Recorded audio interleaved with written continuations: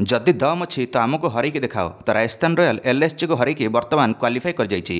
तो play of प्रथम team बनी क्वालिफाई करिवारे राजस्थान रॉयल 16 अंक पाई कारनामा कर देखाई। एक नंबर बर्तमान विराजमान अच्छी राजस्थान रॉयल पॉइंट्स टेबुल में मात्र 9टा मैच खेली राजस्थान रॉयल यही कारनामा करी। तो मैच नंबर 44 रोमांचकर हो जाता एलएसजी और राजस्थान रॉयल मध्य। तो एलएसजी प्रथम बैटिंग कर 196 रन करला निर्धारित 20 ओवर 5 विकेट हराई।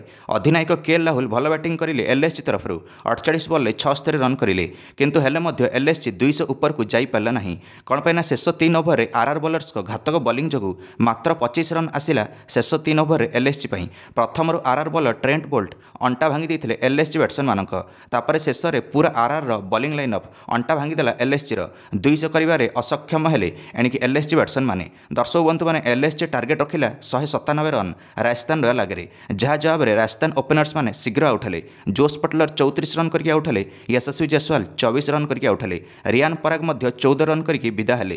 किंतु देखागला तापर कैप्टेन इनिंग्स संजू सैमसन ठारू ध्रुव जुरेल और संजू सैमसन मिसिकी घातक इनिंग्स खेलिले।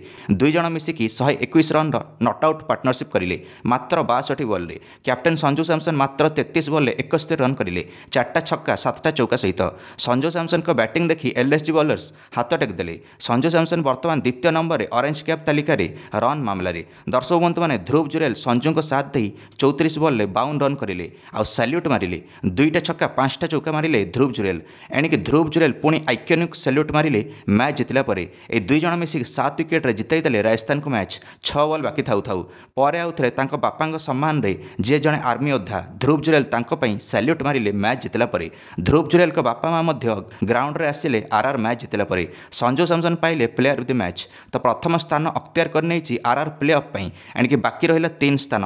कौन लगुच राजस्थान रॉयल एथर नेब कि ट्रॉफी कौन में संजू सैमसन भी कहीदे एथर आम हारू ना पूरा फाइनाल जाइए जितिक देखाइबू। आपण मैंने निज मंतव्य कमेंट दे वीडियो को लाइक और चैनल को सब्सक्राइब करदे समस्त क्रिकेट अपडेट्स। धन्यवाद।